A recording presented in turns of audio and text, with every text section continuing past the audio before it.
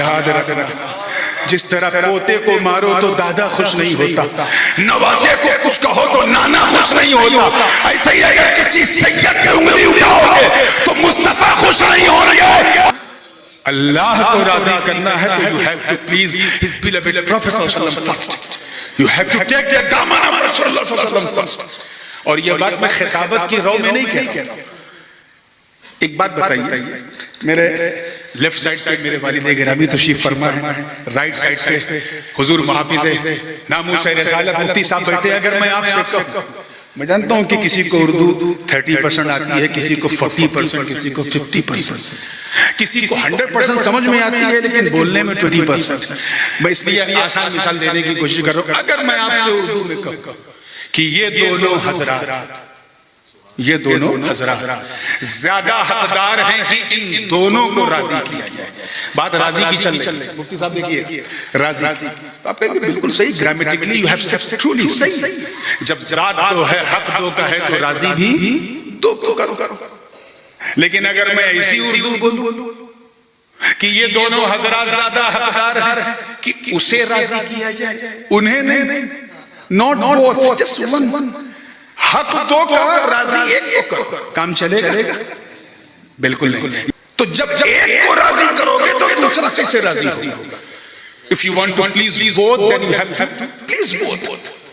دونوں کو راضی کرنا ہے تو پھر دونوں کو راضی کرو، ایک کو راضی کرنے سے دوسرا راضی، بولیے سمجھ میں آ گئی بات؟ اب آؤ نص قطعی قرآن پاک سے اللہ پاک کا ارشاد ہے، اللہ ورسولہ احق ان یرضوہ، اللہ اور اس کا رسول زیادہ حقدار ہے کہ اسے راضی کریں۔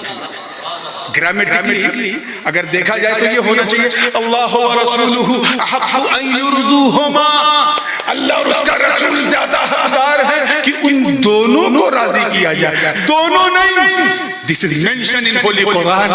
اللہ اور اس کا رسول زیادہ حقدار ہے کہ اسے، توجہ رہے، اسے یعنی ایک کو راضی کیا جائے۔ ہم سمجھ گئے اس پردے کے پیچھے کیا، مولا کو تو ہم ڈائریکٹ راضی کر نہیں سکتے، اس لیے مصطفیٰ کو راضی کر لو، جس نے نبی کو راضی کیا اس نے مولا کو راضی کیا۔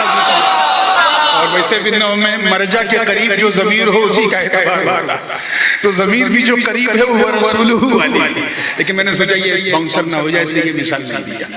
توجہ، تو اللہ کو راضی کرنا تو مصطفیٰ کو راضی کرنا، نبی کو راضی کر کے تو دیکھو، حضور فرماتے ہیں احب اللہ لما یغبوکم من نعمہ، اللہ سے محبت کرو اس نعمت کے عوض جو اس نے تمہیں عطا کی۔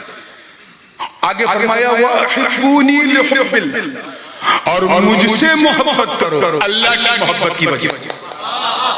آگے فرمایا وَأَحِبُّوا أَهْلَ بَيْتِي لِحُبِّي، اور میرے گھر والوں سے محبت کرو میری محبت کی وجہ سے۔ Means if you want to love Allah subhanahu wa ta'ala because he has left us so many things, this is your right as a slave of Allah. But if you claim that you are loving me, تو سنو، اگر مجھے راضی کرنا مجھ سے محبت کرو اللہ کی محبت کی وجہ سے، اور اگر مجھ سے محبت کے دعوے دار ہو تو میرے بچوں سے محبت کرو۔